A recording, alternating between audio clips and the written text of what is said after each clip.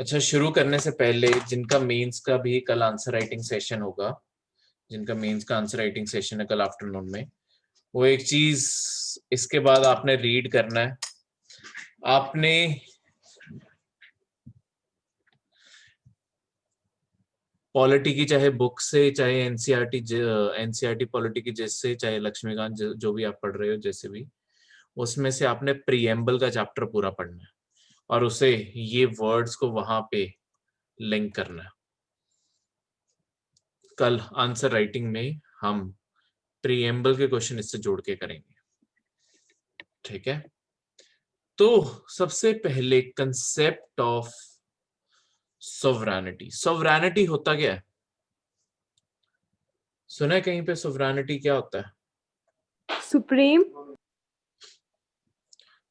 Supreme power, वो तो यहाँ लिखा हुआ है। हाँ, सोवरेनिटी का मतलब होता है किसी के पास फुल राइट या पावर होना अपने आप को गवर्न करने की, ठीक है। मतलब चाहे एक्सटर्नल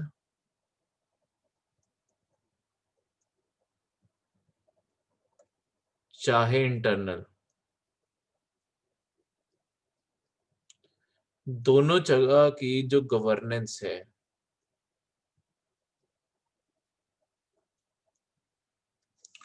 उसे सोवरेनिटी कहते हैं, ठीक है।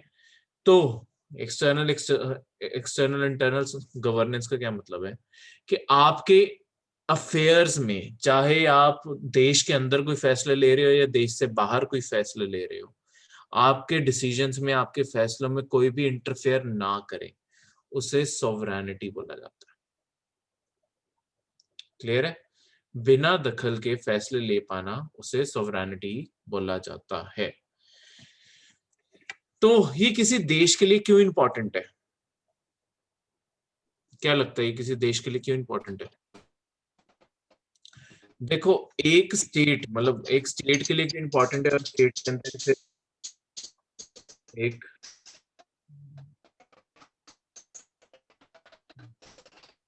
अगर आपकी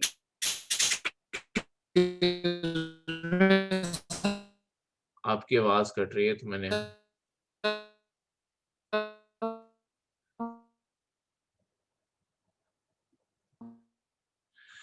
सोवरेनिटी बेसिकली किसी देश के लिए क्यों इंपॉर्टेंट होती है, क्योंकि सोवरेनिटी से ही जो स्टेट है, जो मतलब स्टेट का हमने कंसेप्ट पढ़ा है, जो स्टेट है, स्टेट के जो लोग हैं, वो अपनी हमेशा सेल्फ डिटर्मिनेशन कर सकते हैं। सेल्फ डिटर्मिनेशन का मतलब है कि तुम कैसे का पॉलिटिकल सिस्टम अपनी कंट्री में चाहते हो, कैसे का इकोनॉमिक सिस्टम अपनी कंट्री में चाहते हो, क्या क्या तुम सोशल फ्रीडम्स देना चाहते हो, सब कुछ अल्टीमेटली लिंक्ड जो है वो सोवरेनिटी से है। अगर तुम्हारे ऊपर किसी और का कंट्रोल चलता है, ठीक है, किसी और के कंट्रोल का मतलब है कि तुम कभी भी अपना रूल नहीं चला पाओगे, अपने खुद के ये सिस्टम्स नहीं बना पाओगे। तो सिस्टम्स बनाने के लिए बहुत इंपॉर्टेंट है कि तुम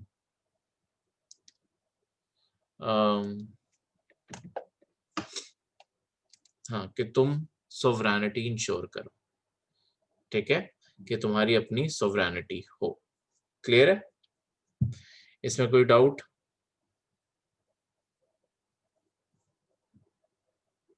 ठीक है। अब टाइप्स ऑफ सोवरेनिटी क्या होता है? सबसे पहले लीगल सोवरेनिटी। लीगल सोवरेनिटी का मतलब है जहां पे state supreme power, which is all legality, has the right to issue final orders and the people obey those orders.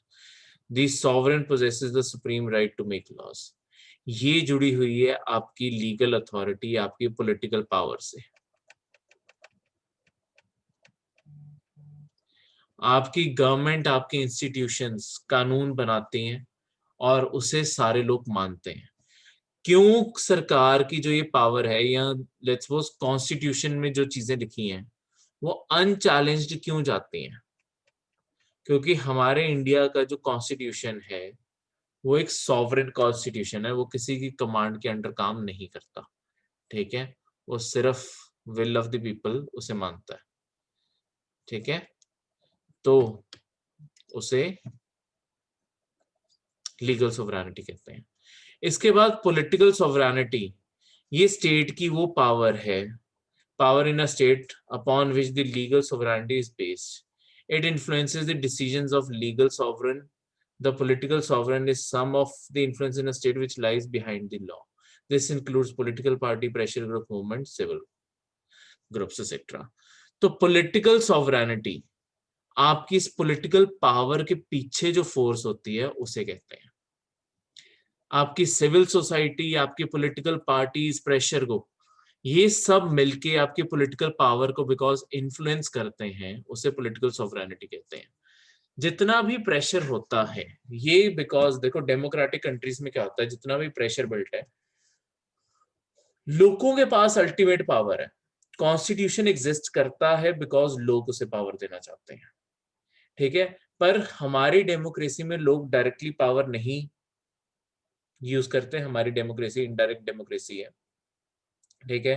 इस कारण जो हमारी पॉलिटिकल सॉवरेनिटी है वो थ्रू लीगल सॉवरेनिटी चार्ज होती है, ठीक है। मतलब हम पॉलिटिकल लीडर्स चुनते हैं, हम पॉलिटिकल पार्टीज को पावर देते हैं, हम सिविल ग्रुप्स बनाते हैं, वो हमारी प्रेजेंट सरकारों को और कॉन्स्टिट्यूशन के प्रोविजंस को चार्ज अप करते हैं, उन्हें चलाते हैं। मतलब चार्ज अप करने का मतलब उन्हें चलाना है। और लास्ट जो सबसे पावरफुल चीज होता है सोवरेनिटी का कंसेप्ट, वो है power, popular sovereignty. Popular sovereignty power of the masses को रेफर किया जाता है, कि पावर हमेशा लोगों के पास होते हैं। कोई भी रूलर सिर्फ तब तक रूलर रह पाएगा जब तक मासेस नहीं प्रोटेस्ट करेंगे। आपके फ्रेंच रेवोल्यूशन में भी यही होता है, तब तक पर्सन गद्दी पे था, आपके लुई 14, 15 और 16 ने तब तक राज किया है जब तक लोगों का सपोर्ट रहा। 16 तक जाते जाते लोगों का सपोर्ट हट गया, लोगों का सपोर्ट हट गया, लोगों में बहुत ज्यादा गुस्सा था और लोगों ने हटा दिया उन्हें गद्दी से, और एक बहुत ही भयंकर मशीन जो आपकी वर्ल्ड हिस्ट्री में हम पढ़ते हैं, गिलेटिन, उसके नीचे सबके गले डाल दिए, ठीक है। तो पॉपुलर सोवरेनिटी सबसे पावरफुल चीज होती है, इन्हीं से ही सारी सोवरेनिटी चलती है। खासकर जब एक कंट्री एक डेमोक्रेटिक कंट्री हो, डेमोक्रेटिक कंट्री में तो सारे जितने भी डिसीजंस हैं वो थ्रू पीपल जाते हैं। मतलब जरूरी नहीं है कि हम इन्वॉल्व हो, जैसे हमारी डेमोक्रेसी इनडायरेक्ट है, तो हम क्या करते हैं, हम एडल्ट फ्रेंचाइज के थ्रू अपने रिप्रेजेंटेटिव्स चुनते हैं। पर जब तक वो नहीं चुने जाएंगे तब तक पॉलिटिकल सोवरेनिटी नहीं बनेगी, पॉलिटिकल सोवरेनिटी नहीं बनेगी तो लीगल सोवरेनिटी नहीं चलेगी। तो ये सारे कंसेप्ट एक दूसरे से जुड़े हुए हैं, ठीक है। Sir de jure and de facto sovereignty ये समझाइयो। हाँ जी, de jure and de facto sovereignty. de jure sovereignty refers to legal right to do so, ठीक है। एक minute. In political theory, sovereignty is a substantive term designating exclusive legitimate authority of some। किसी का mic on है, वो mic बंद कर लो आप, हो रहा है। De jure sovereignty refers to legal right. De facto sovereignty refers to the factual ability to do so, ठीक है। अब इन दोनों में फर्क क्या है? डी जॉर का मतलब होता है नॉमिनल, तुम्हें लगता है कि तुम्हारे पास पावर है, ठीक है, पर एक्चुअली तुम्हारे पास पावर नहीं होती, ठीक है। डिफैक्टो वो होता है जिनके पास एक्चुअली एबिलिटी होती है कुछ करने की। डिजोर एक तरह से आपका जो डोमिनियन स्टेटस होता है, आप किसी के अंडर होते हो पर पूरी तरह सॉवरन नहीं होते। डिफैक्टो फुल सॉवरेनिटी ऑफर करता है, क्लियर है? सर डी फैक्टो ਆਪਾਂ कॉन्स्टिट्यूशन ਨੂੰ ਕਹਿ ਸਕਦੇ ਆ? हाँ जी, हाँ जी, बिल्कुल। डिफैक्टो आपकी सिर्फ कॉन्स्टिट्यूशन में एबिलिटी है, डिजोर आपकी मतलब अभी के सिस्टम में जैसे हम लगा के चले, आपका कॉन्स्टिट्यूशन डिफैक्टो है, आपकी पार्लियामेंट या एग्जीक्यूटिव्स डिजोर है, उन्हें लगता है कि उनके पास लीगल राइट है सॉवरेनिटी का, पर एक्चुअली आपके कॉन्स्टिट्यूशन डिफैक्टो सॉवरेनिटी उसके पास है, ठीक है। एज अ पर्सन हमें परसीव हो सकता है कि आपके प्रेसिडेंट या पार्लियामेंट बहुत पावरफुल है, ठीक है, बहुत बड़ी अथॉरिटी होल्ड करते हैं, पर एक्चुअली सारी अथॉरिटी आपका कॉन्स्टिट्यूशन होल्ड करता है। तो डी फैक्टो अथॉरिटी इंडिया में उसके पास है, क्लियर है? Next is concept of democracy. हाँ जी, ਇਹ ਮਤਲਬ ਅਪ ਸਵਰਜੈਨਿਟੀ ਦੇ ਵਿੱਚ ਆਪਾਂ ਇਦਾਂ ਕਹਿ ਸਕਦੇ ਹਾਂ ਕਿ ਜਿਹੜੀ ਲੀਗਲ ਸਵਰਜੈਨਿਟੀ ਹੈ ਉਹ ਆਪਣੇ ਕੋਲ ਹੈ ਇੰਡੀਆ ਦੀ ਹੋਈ। ਸਲਾਈਡ ਕਰਿਓ ਸਰ ਪਿੱਛੇ। हाँ जी, हाँ जी, हेलो। ਤੇ ਪੋਲੀਟੀਕਲ ਮਤਲਬ ਪਾਕਿਸਤਾਨ ਦੀ ਕਹਿ ਸਕਦੇ ਤੇ ਪॉपुलर ਸਵਿਟਜ਼ਰਲੈਂਡ ਦੀ ਕਹਿ ਸਕਦੇ ਆਪਾਂ ਜਿੱਦਾਂ ਤੁਸੀਂ ਸਮਝਾਇਆ। नहीं नहीं नहीं सर, एक देश में ये तीनों चीजें एग्जिस्ट कर, जो जो देश सॉवरन होगा ना, पक्की रहनी है ये तीनों, हाँ नहीं, तीनों चीजें एक ही देश में एग्जिस्ट करती होती हैं, मतलब एक देश में तीनों चीजें होंगी। ठीक है? लीगल का मतलब है कोई ऐसा जो एनफोर्स करवाता है, पॉलिटिकल का मतलब है जो उसे चलाता है, मतलब जैसे इन्फोर्स हमारे यहाँ पे, मतलब इन तीनों को कराए, हमारे यहाँ पे सॉवरेनिटी इन्फोर्स होती है कॉन्स्टिट्यूशन के थ्रू। कॉन्स्टिट्यूशन के पर प्रोविजंस को चलाता है पॉलिटिकल सॉवरेनिटी, यानी कि आपके political parties, pressure groups, movements, civil groups, ये गाइड करते हैं ना हमारे यहाँ पे कि कैसा देश चलना चाहिए। कोई भी आपको चीज पसंद नहीं है, आप उसके अगेंस्ट मूवमेंट कर सकते हो, प्रेशर ग्रुप बना सकते हो सरकार के ऊपर प्रेशर क्रिएट करने के लिए। लीगल सॉवरेनिटी मतलब कॉन्स्टिट्यूशन भी आ गया, कॉन्स्टिट्यूशन की सारी मशीनरी भी आ गई। ठीक है, चाहे वो प्रेसिडेंट हो, चाहे मशीनरी, उसमें चाहे प्रेसिडेंट हो, चाहे आपका पार्लियामेंट हो, ये सब आ गए। इन्हें चलाने के लिए ये लोग चाहिए, इन्हें चलाने के लिए आपकी पॉपुलर सॉवरेनिटी चाहिए। अब ये हमने अपने अकॉर्डिंग, मतलब मैंने आपको स्ट्रक्चर बताया, हर कंट्री में ये स्ट्रक्चर बदल जाता है। कोई जहां पे डिक्टेटरशिप है, डिक्टेटर ने कहीं ना कहीं अपने आप के खुद के कानून बनाए होंगे जिसके थ्रू वो अपने आप को पावर देता होगा, वो एज ए इंस्टीट्यूशन खुद पावर बन के बैठा होगा।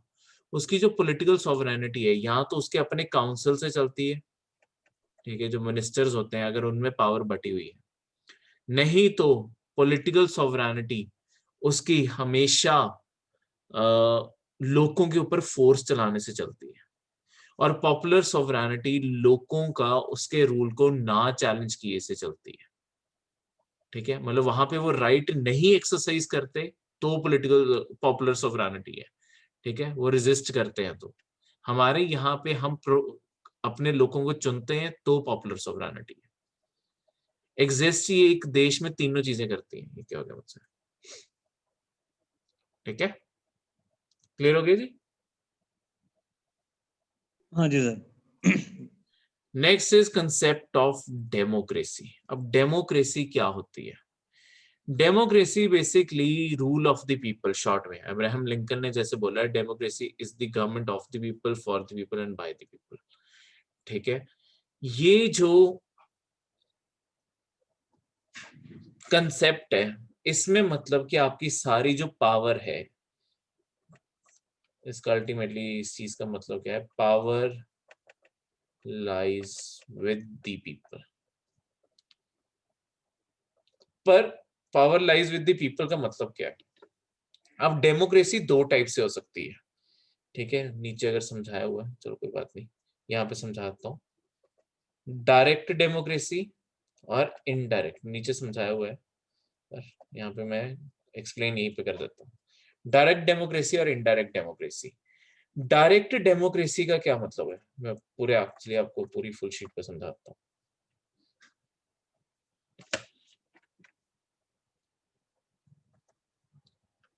डायरेक्ट और indirect.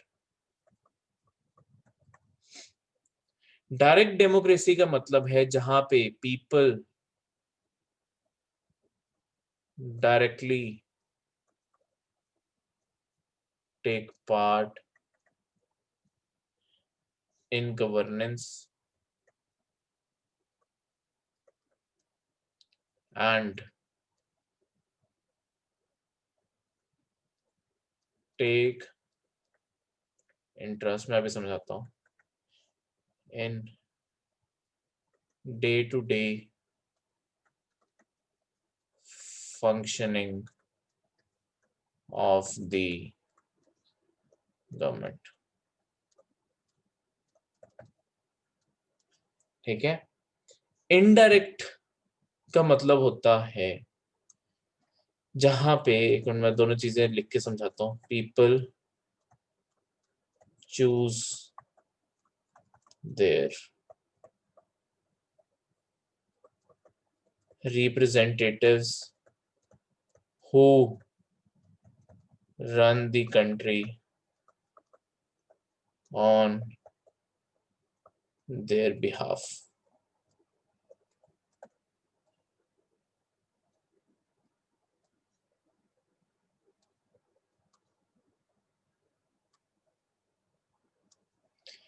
Who run the country on their behalf. तो डायरेक्ट और इनडायरेक्ट डेमोक्रेसी ये होती है। डायरेक्ट डेमोक्रेसी का मतलब है जो एक देश के लोग हैं वो डायरेक्टली सरकार में पार्टिसिपेट करते हैं, वो लगातार सरकार में पेटिशंस भेज भेज के उन्हें कोई भी चीज अमेंड या रिजेक्ट करवानी होती है वो करवा सकते हैं।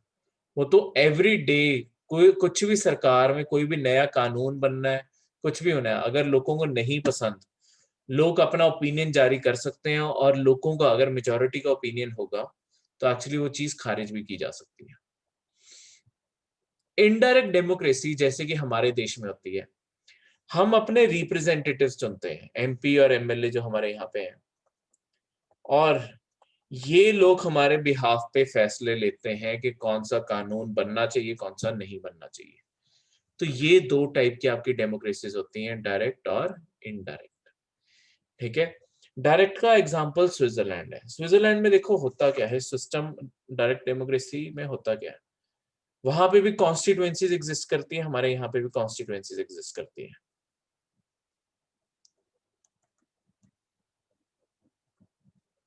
कॉन्स्टिट्यूएंसी जब सिंगल लगा, वहां पे भी वही है, हमारे यहाँ पे वही है। हम क्या करते हैं, हम एक सिंगल बंदे को बस रिप्रेजेंटेटिव चुन देते हैं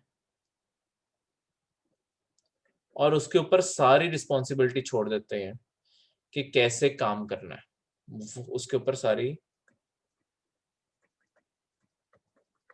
रिस्पॉन्सिबिलिटी होती है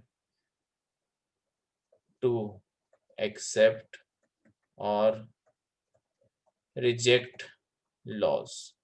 तो वो पार्लियामेंट में या असेंबली में बैठ के वोट डालता है हाँ या ना में, और उसके अकॉर्डिंग ये सब चलती है। रिप्रेजेंटेटिव्स डायरेक्ट डेमोक्रेसी, ये इनडायरेक्ट वाले लोग हैं।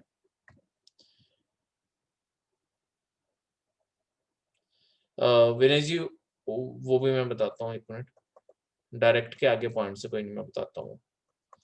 डायरेक्ट में क्या होता है, जो आपके लोग हैं इनका कोई ना कोई हमेशा रेफरेंस स्टेशन होता है इन्हीं की कॉन्स्टिट्यूएंसी के अंदर, इनका रिप्रेजेंटेटिव भी होता है कोई ना कोई, जो इनकी पार्लियामेंट या उसमें डे टू डे बेसिस पे यही बैठता है।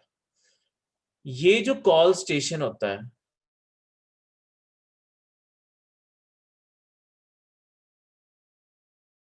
इस एरिया में रहते हैं, अगर उन्हें किसी को भी ग्रीवियंस है, कोई भी शिकायत है, वो कभी भी यहाँ जा सकते हैं, अपनी शिकायत लिखवा सकते हैं। उसके बाद बाकी सारे लोगों से भी पूछा जाएगा कि क्या आप भी इससे सहमत हो या नहीं हो। अगर मैक्सिमम लोग वोट डाल देते हैं, मतलब आके, तो तुम्हें एक्टिविज्म शो करना पड़ता है, लोगों को इनवाइट करना पड़ता है, वहां से मैसेज जारी होता है कि हाँ ऐसा कोई हमारे पास रेजोल्यूशन आया है, आप प्लीज अपना वोट डालिए हाँ या ना में यहाँ आके। अगर तो लोग वहां पे वोट डाल देते हैं कि हाँ ये चीज कॉल बैक करनी चाहिए या हटा देनी चाहिए, तो यहाँ से रीडायरेक्ट कर दी जाती है कि इस एरिया के, इस कॉन्स्टिट्यूएंसी के लोग चाहते हैं ये चीज रिजेक्ट हो, तो ये रिप्रेजेंटेटिव को वो चीज रिजेक्ट का ही बटन दबाना पड़ेगा, उसकी मन मर्जी नहीं होगी। जैसे हमारे यहाँ तो क्या होता है, पॉलिटिशियन एक बार 5 साल के लिए इलेक्ट हो गया, वो 5 साल तक कई बार अपनी शक्ल भी नहीं दिखाता। तो स्विट्जरलैंड जैसी कंट्रीज में ऐसा नहीं है, उन्होंने अपने रिप्रेजेंटेटिव को अगर कोई ऑर्डर जारी किया किसी बिल के ऊपर, लेट्स सपोज रिसेंट बात करते हैं फार्मर्स बिल पे, अगर तुम चाहते कि तुम्हारे कॉन्स्टिट्यूएंसी वाला जो भी एमपी है वो ऐसे वोट डाले, तुमने सिर्फ उसे लिखना था और उसने वैसे ही वोट डालनी थी। लेट्स से जैसे हमारे यहाँ पे एमपी एमएलए कितने करप्ट कई बार निकल आते होते हैं, सारे नहीं होते, कई जो करप्ट निकल आते हैं, हम उन्हें कभी वापस बुला ही नहीं पाते, चाहे वो जितने मर्जी बड़े स्कैंडल में फंसे हो। स्विट्जरलैंड में क्या है, अगर उनका रिप्रेजेंटेटिव चाहे उनकी बात ना माने, चाहे अब उन्हें पसंद नहीं रहा, चाहे उसने कोई करप्शन के चार्जेस में हो गया, कुछ भी हो गया, यहाँ की जो फिर से पॉपुलेशन के लोग हैं, ये फिर से इस ऑफिस में जाके पिटीशन डालेंगे और सारे लोग वोट डालने आएंगे, सबको वही फिर से बुलाया जाएगा। मतलब वो मर्जी होती है कौन आना चाहता है कौन नहीं, पर हर कोई ऑलमोस्ट वोट डालने आता है। जब वो वोट डालते हैं, अगर वहां पे वोट पास हो गया कॉल बैक का, तो इस बंदे को कुर्सी छोड़नी पड़ती है। तो किसी एमपी एमएलए जो मतलब उनके काउंटर उस लेवल के लोग हैं, उनकी किसी की गद्दी फिक्स नहीं है, कभी भी उन्हें हटाया जा सकता है, इतनी ज्यादा पावर वहां पे लोगों के पास होती है। डायरेक्ट डेमोक्रेसी इसलिए ज्यादा बेटर मानी जाती है बिकॉज डेमोक्रेसी का जो बेसिक प्रिंसिपल है कि लोगों के पास पावर होनी चाहिए, वो एक्चुअली यहाँ पे एग्जिस्ट करती है। हमारे यहाँ पे ऐसा कुछ नहीं एग्जिस्ट करता, हम सिर्फ रिप्रेजेंटेटिव्स को चुनते हैं, उसके ऊपर हमारी मर्जी है कि हम किसे चुने, पर उसके बाद वो अपनी मन मर्जी से वोट डालते हैं। यूजुअली हमेशा अपनी पॉलिटिकल पार्टी की लाइंस पे वोट डालते हैं और उसी के अकॉर्डिंग चलता है। आपके डायरेक्ट डेमोक्रेसी के बहुत सारे इंस्ट्रूमेंट्स भी हैं, वो आगे लिखे हुए हैं नोट्स में, मैं वहीं से पढ़ पढ़ के फिर आपको एक एक करके बताऊंगा। डायरेक्ट और इनडायरेक्ट डेमोक्रेसी में फर्क समझ आ गया?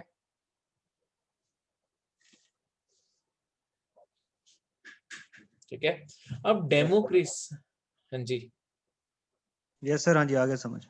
ठीक है, तो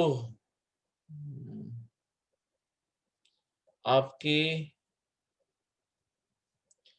डेमोक्रेसी सिर्फ पॉलिटिकल पावर से नहीं बनी होती, और भी बहुत चीजें होती हैं उसके अंदर, पर पहले वही पॉलिटिकल पावर की बात करें। सबसे पहले तो आपकी स्टेट डेमोक्रेसी होती है। स्टेट और गवर्नमेंट में क्या फर्क होता है? क्या स्टेट और गवर्नमेंट बिल्कुल सेम चीज है? No sir. नहीं, आपकी डेमोक्रेटिक स्टेट में आपकी पूरी कम्युनिटी एज अ होल आ जाती है।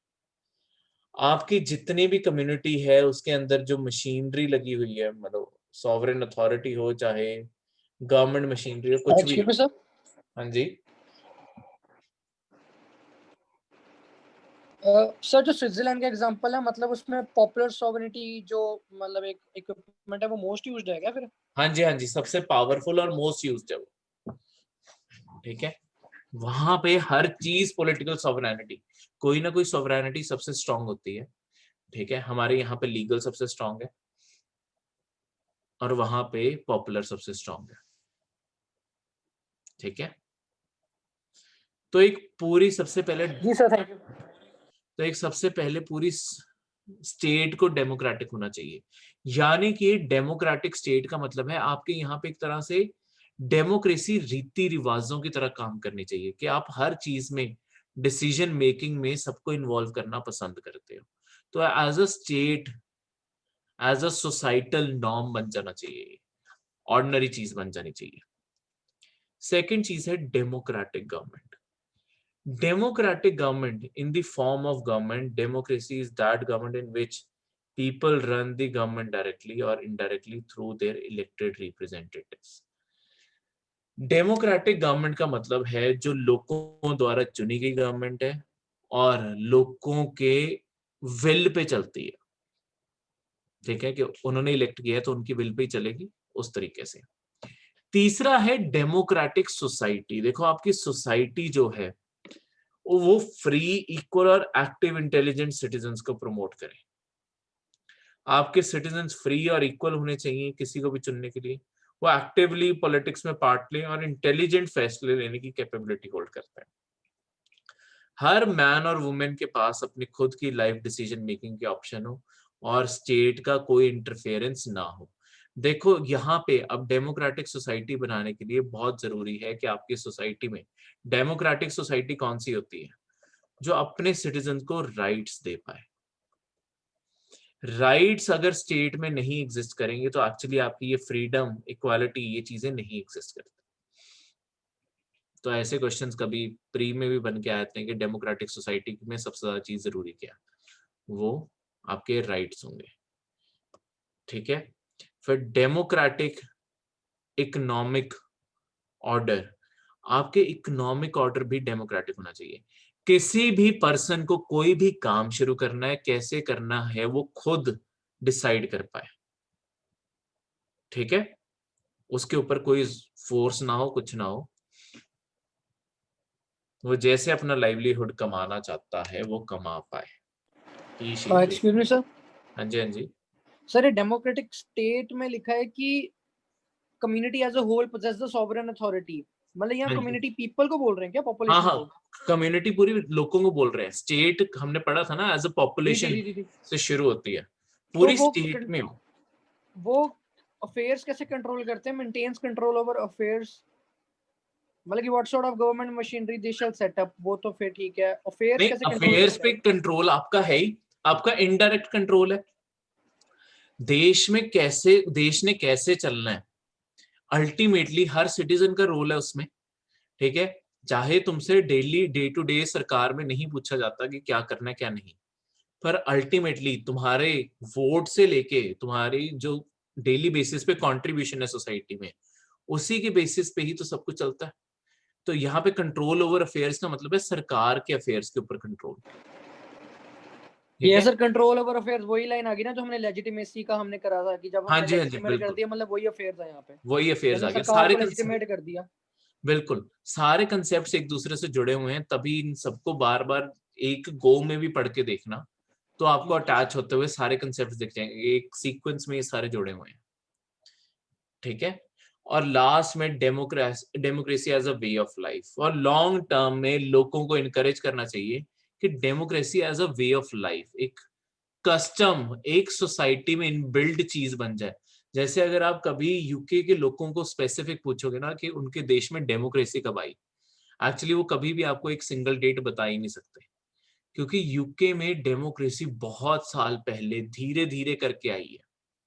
ठीक है, तो हुआ क्या है, वहां पे एक्चुअली रिटन कॉन्स्टिट्यूशन की जरूरत क्यों नहीं है, क्योंकि उनकी custom as a way of life बन गई है डेमोक्रेसी।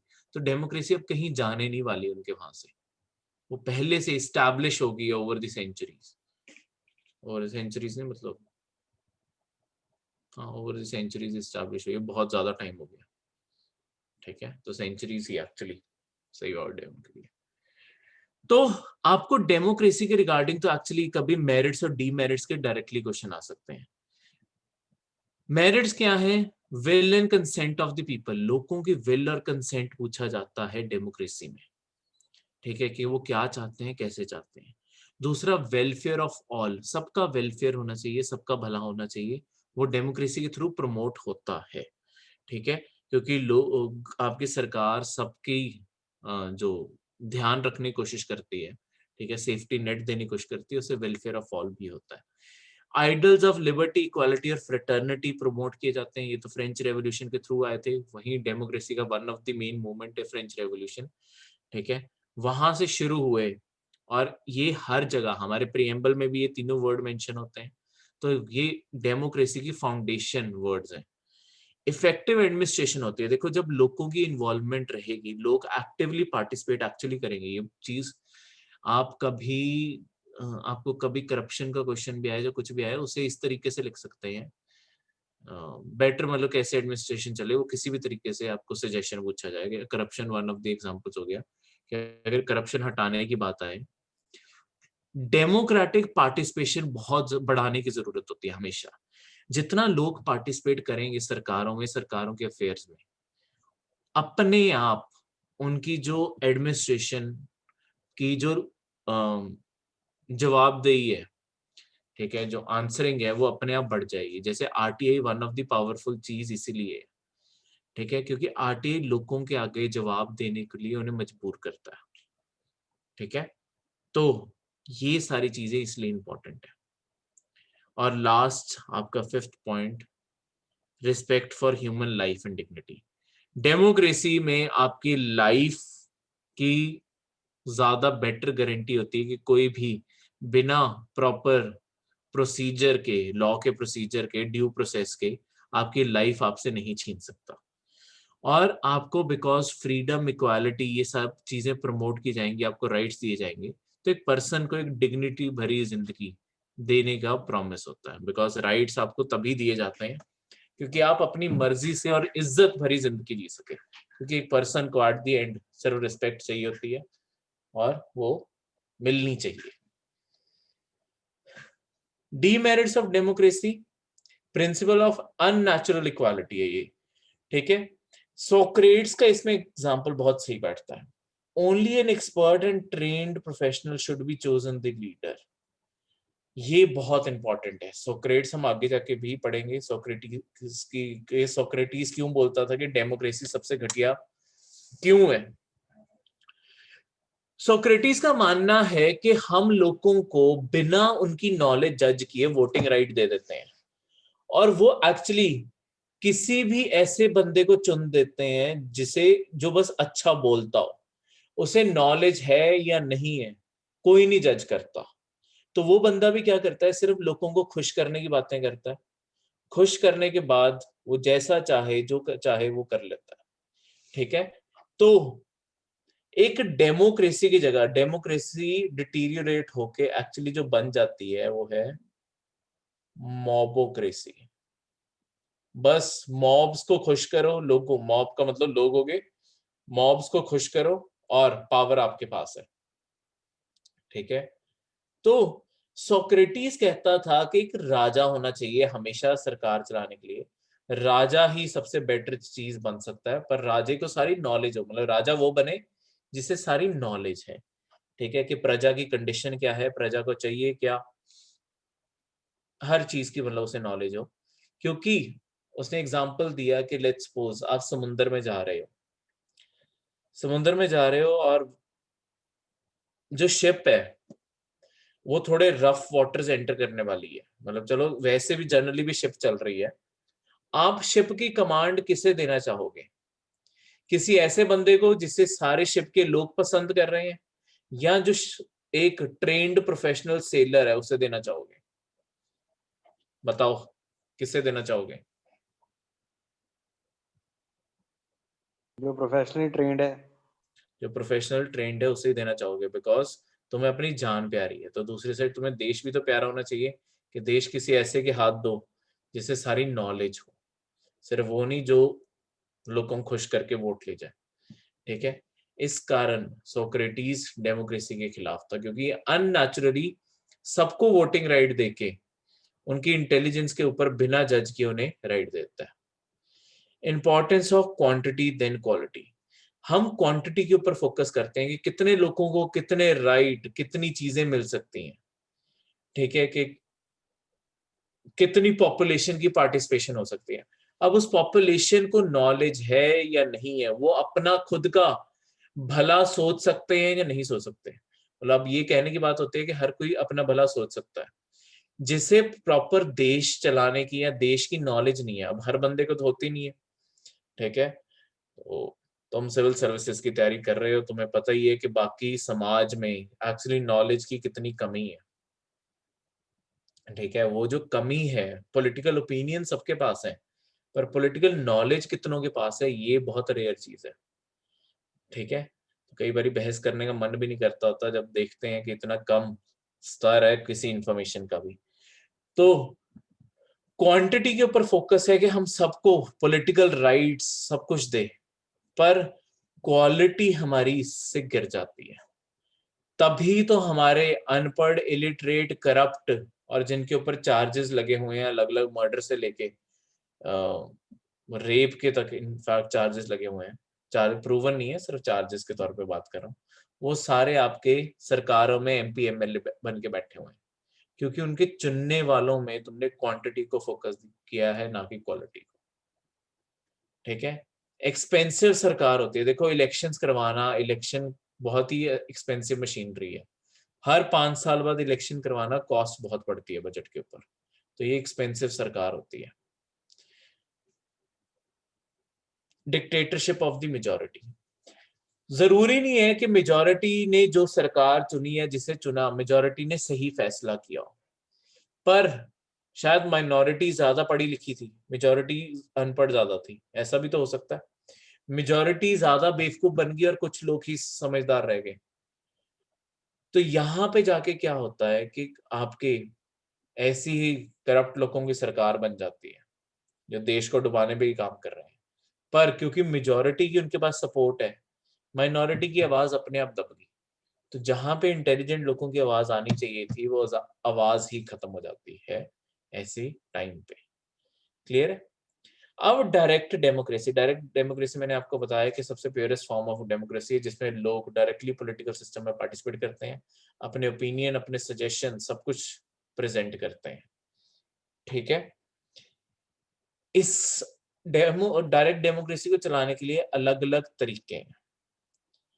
सबसे पहला तरीका होता है रेफरेंडम करने का। रेफरेंडम करने का मतलब होता है किसी भी एग्जिस्टिंग लेजिस्लेशन के ऊपर, मतलब जो कानून पहले से बना हुआ है उसके ऊपर सरकार, उसके ऊपर लोग वोट डाल के अपना ओपिनियन देना चाहते हैं कि ये चीज एग्जिस्ट करनी चाहिए या नहीं करनी चाहिए। ये बहुत ही पावरफुल वे होता है। इसमें क्या होता है कि सारे सिटीजन्स जो भी मतलब उनकी कॉन्स्टिट्यूएंसी के वो ऑफिसर्स होते हैं वहां जाके वो वोट अपने ओपिनियन डाल सकते हैं यस और नो में। और अगर रेफरेंडम लेट्स सपोज पास होता है कि नो ये कानून नहीं सही, तो स्विट्जरलैंड जैसी कंट्रीज में तो कानून भी उड़ा दिया जाता है फिर। ठीक है? तो रेफरेंडम इतना पावरफुल है कि एग्जिस्टिंग कानूनों, किसी भी कानून को तुम उड़ा सकते हो। इनिशिएटिव है कि लेट्स सपोज लोग चाहते हैं कि कोई कानून बनाया जाए, तुम चाहते हो कि कोई कानून बनाया जाए, तुम लॉ का प्रपोजल भी सबमिट कर सकते हो और उसके ऊपर अपने वहां के लोगों से वोट डलवा सकते हो कि ये वाला कानून डिस्कस करो। अगर आप मेजॉरिटी लोगों ने डिस्कस किया, मतलब वोट डाल दी कि हाँ ये कानून होना चाहिए, उन सबको उसके ऊपर डिस्कस भी करना पड़ेगा और उन्हें अप्रूव भी करना पड़ेगा। ठीक है? क्योंकि ये बिल लोगों द्वारा अप्रूव्ड है, तो उसे आपकी पार्लियामेंट भी चैलेंज नहीं कर पाएगी। प्लेबीसाइड थोड़ा सा बड़ा कंसेप्ट होता है। प्लेबीसाइड अप्रूवल या डिसअप्रूवल देने की बात होती है किसी बड़े सब्जेक्ट पे, लार्ज सब्जेक्ट जो बहुत ही बड़ा कोई पॉलिटिकल इश्यू हो। रेफरेंडम और प्लेबीसाइड में फर्क क्या है? रेफरेंडम आम कानूनों पे एग्जिस्ट करता है, प्लेबीसाइड थोड़े बड़े इश्यूज पे होता है। जैसे कि लेट्स सपोज देश का कोई पार्ट है वो बाकी देश से अलग होना चाहता है, तो वहां पे प्लेबीसाइड करवाया जाएगा। पॉलिटिकल क्वेश्चंस को, पॉलिटिकल प्रॉब्लम्स को सेटल डाउन करने के लिए, बस मतलब तरीका सेम है, सारे लोग वोट डालेंगे, वही सब कुछ है, बस इसके लिए वर्ड अलग यूज किया जाता है, थोड़ा हैवी वर्ड, प्लेबीसाइड। ठीक है? प्लेबीसाइड का मतलब है कोई बहुत ही इंपॉर्टेंट पॉलिटिकल इश्यू के ऊपर वोट डालना, वो प्लेबीसाइड होता है। ठीक है? और right to recall, right to recall बहुत ही इंपॉर्टेंट पावर है डायरेक्ट डेमोक्रेसी के, क्योंकि ये भी लोग भी अपने रिप्रेजेंटेटिव्स चुनते हैं, पर ये रिप्रेजेंटेटिव्स के ऊपर लगता है। पर अगर आपके रिप्रेजेंटेटिव्स ढंग से काम नहीं कर रहे हैं तो उन्हें कभी भी कॉल बैक किया जा सकता है, उन्हें बोला जा सकता है कि बस तुम्हारा टर्म खत्म हुआ, अब दोबारा से इलेक्शन दूंगे। ठीक है? तो लेट्स सपोज कोई भी पर्सन, कोई भी आपका, आपके केस में इमेजिन करके देखते हैं कि आपका कोई भी एमपी या एमएलए आपको लगता है बहुत ज्यादा करप्ट है, अपने सारे कॉन्स्टिट्यूएंसी के लोगों के को जोड़ के कैंपेन शुरू करो और उस बंदे को तुम कुर्सी से हटवा सकते हो और इलेक्शन फिर से होंगे। ठीक है? इसके देखो कई बार ये क्वेश्चन पहले भी आया हुआ है, प्रीवियस ईयर पेपर का क्वेश्चन है, डायरेक्ट और इनडायरेक्ट डेमोक्रेसी में फर्क करने का। तो इसके कभी सिंगुलर फॉर्म में भी आ जाए ऊपर, मतलब डेमोक्रेसी अकेला भी समझाया अगर डेमोक्रेसी के ऊपर कुछ आता है, पर इसके भी मेरिट्स और डीमेरिट्स वैसे ही लिख दिए हैं, वैसे इनडायरेक्ट के भी मेरिट्स और डीमेरिट्स यहीं पे लिखे हुए हैं। क्लियर है? सर प्लेबीसाइड बता दो एक बार दोबारा। सर प्लेबीसाइड का मतलब है कोई बहुत ही ज्यादा जरूरी इश्यू के ऊपर वोट डालना, मतलब बात वही है कि कोई पॉलिटिकल इशू, कोई बहुत बड़ा पॉलिटिकल इशू खड़ा हो गया, उसके ऊपर वोट डालना। जैसे इस टाइम सर आपका ना एक प्लेबीसाइड इंडिया और पाकिस्तान के बीच में ड्यू पड़ा हुआ है, वो है जम्मू कश्मीर के स्टेटस को लेके। हमने यूनाइटेड नेशंस में एक एप्लीकेशन आपके प्राइम मिनिस्टर जवाहरलाल नेहरू के टाइम सबमिट की थी। तब हमने एक चीज बोली थी कि जब वहां पे शांति स्टैब्लिश हो जाएगी 1948 में, तब वहां पे प्लेबीसाइड करवाया जाएगा जिसके थ्रू जम्मू कश्मीर के लोग फैसला करेंगे उन्हें इंडिया के साथ जुड़ना है या पाकिस्तान के साथ जुड़ना है। पर वो प्लेबीसाइड कभी हुआ ही नहीं, तो ये देख लो कितना इंपॉर्टेंट मुद्दा है कि एक पूरी स्टेट लिंगो में है, वो भी क्लेम जड़ते हैं। हमारे पास तो चलो कंट्रोल में है और हम कहते हैं हमारा पार्ट है, ठीक है, अनडिलाइबली हमारा पार्ट है, चाहे प्लेबिसाइड हम ना भी करवाएं, ठीक है। इसमें हमें स्टांस थोड़ा रिजिड रखना हमेशा जरूरी है, ठीक है। तो हाँ चाहे तो क्योंकि इससे प्रॉब्लम कहाँ आती है प्लेबिसाइड ना होने से, मतलब हमारे यहाँ प्रॉब्लम कैसे आई हुई है, जो लोग एक्चुअली प्रॉब्लम में फंसे हैं वो जम्मू कश्मीर के लोग हैं, ठीक है। क्योंकि दोनों स्टेट जब अपना क्लेम जड़ती हैं तो जो डैमेज पहुंचता है, मतलब उसके एरिया को और कंट्रोल करने में वहां के लोकल लोगों को पहुंचता है। तो एक बहुत इंपॉर्टेंट पॉलिटिकल क्वेश्चन, मतलब होता क्या है अगर ऐसे क्वेश्चंस ड्यू पड़े रह जाएं, ये दुनिया का एग्जांपल है जहां पे जो बाउंड्री डिस्प्यूट रह गया और नहीं सॉल्व किया वो हमेशा के लिए रह जाता है। कोई बाउंड्री डिस्प्यूट ऐसा नहीं है कि किसी टाइम जाके देशों ने एक्चुअली सुलझा लिया, बहुत रेयर केस हुआ है, मतलब हुए जरूर है बट बहुत ही रेयर केस हुआ है कि लोग सुलझा पाए हैं। आपके इवन यूएसए और कनाडा के बीच में प्रॉपर डिस्प्यूट नहीं है, पर उनकी बॉर्डर में भी एक पॉइंट पे जाके डिस्प्यूट है छोटा सा, वो उन्होंने बॉर्डर 1800 में बनाई थी और वो आज तक डिस्प्यूट एग्जिस्ट करता है, ठीक है। तो डिस्प्यूट्स एक्चुअली कभी प्रॉपरली सॉल्व भी नहीं होते अगर एक बारी छोड़ दो कि बाद में देखेंगे, तो वही चीज यहाँ पे हमारे उसमें होगी। तो डायरेक्ट डेमोक्रेसी में ऐसी चीजें डिले कभी नहीं हो सकती, उन्हें होना है तो होना ही है, ठीक है। और इनफैक्ट बोला जाता है कि अगर हम 1948 में ही प्लेबिसाइड करवा देते, ज्यादातर लोग तब इंडिया के साथ जुड़ने को एग्री करते थे, ठीक है। अभी भी थोड़ा सा टाइड अगेंस्ट है, पर ऐसा नहीं है कि लोग इंडिया के साथ नहीं जुड़ना चाहते, बहुत ही पीसफुल फ्रेंडली लोग हैं। जो मीडिया दिखाता है वो 100% रियलिटी नहीं है वहां की, ठीक है सर। समझ आ गया प्लेबिसाइड क्या होता है? कोई इंपॉर्टेंट क्वेश्चन हो देश को लेके, ठीक है। फिर ये इनडायरेक्ट डेमोक्रेसी फिर से समझाई हुई जो मैंने आपको बताया, और यहाँ पे ये आपने सब कुछ पढ़ना है इंक्लूडिंग रिप्रेजेंटेटिव डेमोक्रेसी के क्रिटिसिज्म। आपको ये आपके पेपर में आ सकता है बिकॉज इंडिया में रिप्रेजेंटेटिव डेमोक्रेसी एग्जिस्ट करती है। आपको ये डायरेक्टली क्वेश्चन आ सकता है कि हमारे पॉजिटिव्स और नेगेटिव्स क्या हैं हमारी डेमोक्रेसी के, तो वो दोनों चीजें यहाँ पे समझाई हुई हैं, ठीक है। ऊपर उसका कंसेप्ट भी समझाया, मतलब कैसे पावर काम करती है और कैसे उसका क्या क्रिटिसिज्म है, वो सब यहाँ पे समझाया हुआ है। ऊपर डेमोक्रेसी के भी जो मेरिट्स और डीमेरिट्स हैं उसे भी यहाँ पे एक्स्ट्रा पॉइंट्स के तौर पे यूज कर सकते हो, वो ऑलमोस्ट कॉमन पॉइंट्स हैं और बढ़ाने की जरूरत पड़ी तो। नेक्स्ट इज कंसेप्ट ऑफ, कौन से पेज नंबर तक जाना है? हमने जाना है पेज नंबर, ये पेज नंबर 15 तक, ठीक है। शायद हाँ ठीक है। कंसेप्ट ऑफ रिपब्लिक आ गया। रिपब्लिक क्या होती है?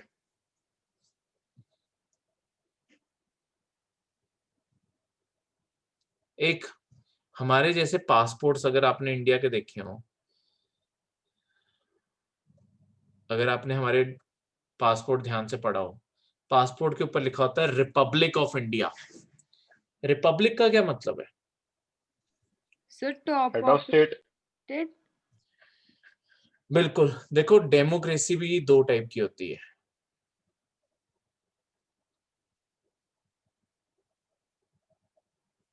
एक आपकी मतलब एक तो प्रेसिडेंशियल और पार्लियामेंट्री डेमोक्रेसी, पर दूसरा एक क्लासिफिकेशन होती है monarchal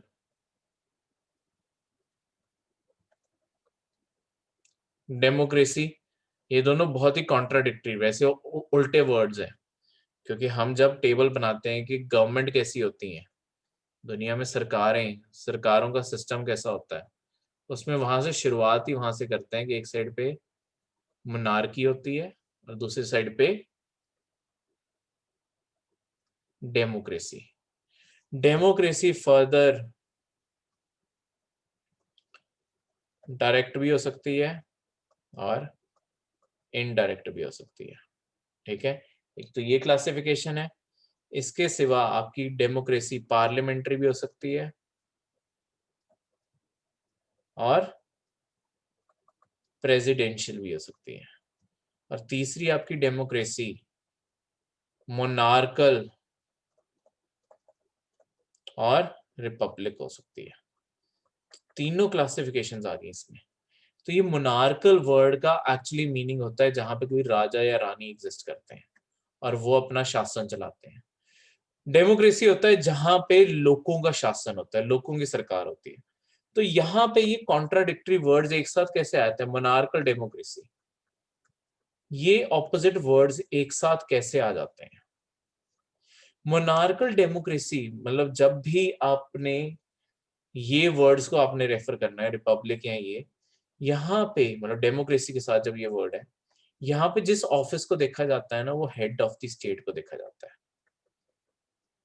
head of the state यानी कि टॉप ऑफिस, वो किसके कंट्रोल में है? हमारे यहाँ पे हेड ऑफ द स्टेट कौन है? प्रेसिडेंट। हमारे यहाँ पे प्रेसिडेंट है। ठीक है, हमारे यहाँ पे भी प्रेसिडेंट है और यूएसए में भी प्रेसिडेंट है। पर आपके जापान या यूके में कौन है? जापान में राजा है और यूके में क्वीन है। ठीक है, फिर डेमोक्रेसी क्यों साथ में लगाते हैं? देखो होता क्या है, उनके वहां पे एक सिस्टम कैसे बन गया है। उनके वहां पे जो टॉप ऑफिस है, हेड ऑफ द स्टेट, यानी कि हमारे यहाँ पे इक्विवेलेंट लगा लो कि हमारे यहाँ पे जैसे स्ट्रक्चर है, हमने यूके से स्ट्रक्चर कॉपी मारा है तो स्ट्रक्चर आपको समझ आ जाएगा। इसके नीचे होता है प्राइम मिनिस्टर और काउंसिल ऑफ मिनिस्टर, जो चुने जाते हैं आपके पार्लियामेंट से। ठीक है, जो चुने जाते हैं आपके लोगों द्वारा। ये इंडिया का स्ट्रक्चर है। यूके का स्ट्रक्चर है, यहाँ पे पीएम है और उसका काउंसिल ऑफ मिनिस्टर है, जो पार्लियामेंट द्वारा उनकी चुनी जाते हैं, वेस्टमिंस्टर जिसे मॉडल कहते हैं, जो उनके लोगों द्वारा चुनी जाती है। ये जो इतना पार्ट दोनों साइड पे है, ये एक तरह से डेमोक्रेसी है, ये डेमोक्रेसी है। पर जो इसके ऊपर वाला पार्ट उनके वहां पे है, वहां पे प्रेसिडेंट की जगह रानी है। तो यहाँ पे हुआ क्या है, हमारे यहाँ पे जो ये टॉप हेड ऑफ द, ये दोनों हेड ऑफ द स्टेट है, अपने अपने देश में ये हेड ऑफ द स्टेट है। हमारे यहाँ पे हेड ऑफ द स्टेट किसी एक फैमिली की प्रॉपर्टी नहीं है। ठीक है, इसमें क्या होगा, जब रानी की डेथ होगी, इसी की फैमिली में से कोई और किंग या क्वीन बन जाएगा। हमारे यहाँ पे ऐसा नहीं होता। हमारे यहाँ पे प्रेसिडेंट हर 5 साल बाद, और यूएसए में 4 साल बाद, अभी इलेक्शन है ना उनके, ठीक है, कुछ दिन ही रह गए हैं, 4-5 दिन रह गए हैं, 6 दिन रह गए हैं एक्चुअली, 6 या जितने भी रह गए हैं। 3 नवंबर को इलेक्शन है, आज जो भी डेट है। ठीक है, तो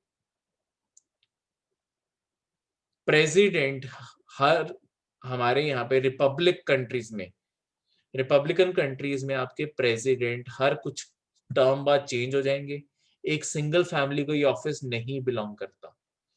कोई भी सिटीजन जो मिनिमम क्राइटेरिया पूरा करेगा वो प्रेसिडेंट बन सकता है। पर इन कंट्रीज में हेड ऑफ द स्टेट सिर्फ एक परिवार के लोग होते हैं, आम लोग नहीं बन सकते। ठीक है, तो रिपब्लिक का मतलब है कि जो top of the head of the state है, वो किसी एक स्पेसिफिक परिवार के पास नहीं होता। ठीक है, कंट्री एक पब्लिक मैटर होता है, ना कि एक प्राइवेट कंसर्न होता है। ठीक है, ना किसी रूलर की प्रॉपर्टी होती है। इसका क्या मतलब है कि यहाँ पे हमेशा लोग चुने जाते हैं, मतलब जैसे कि प्रेसिडेंट इंडिया या यूएसए केस में जो इलेक्टेड रिप्रेजेंटेटिव होता है, मोनार्की यूके की तरह, जहां पे एक्चुअली आपकी क्वीन बैठी हुई है।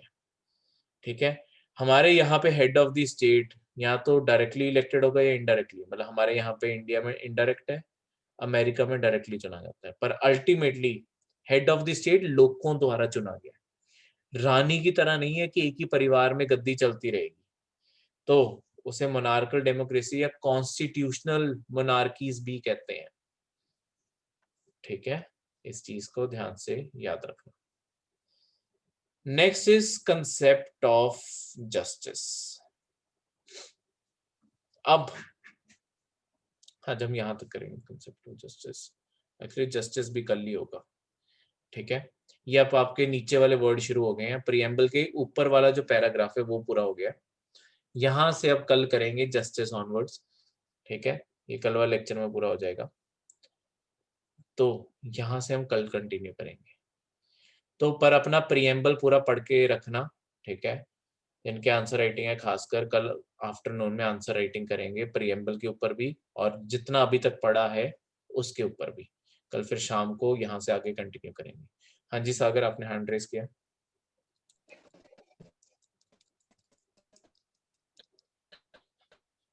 आपकी आवाज नहीं आ रही सागर, तो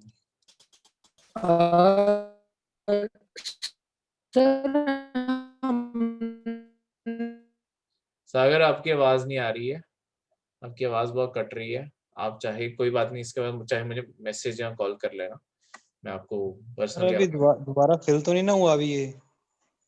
हाँ जी सर। हमारा ये सर हाँ जी एग्जाम कोई एग्जाम फिल तो नहीं हुआ अभी ना? तो उसको रीफिल करने के लिए बोल रहे थे, दोबारा से फिल करना है। नहीं सर, अज तक द्वारा तो पीसीएस की कोई नोटिफिकेशन नहीं आई है, ठीक है। ठीक है सर, हाँ जी। और जिवें ही आऊगी मैं थोड़ा ओदा भी दस दूंगा, ठीक है। ठीक है सर, ठीक है। आज मैनू इसमें तो कोई डाउट नहीं ना, मैं एक बार लेक्चर ओवर कर लूँ, ठीक है। हाँ जी, हाँ जी।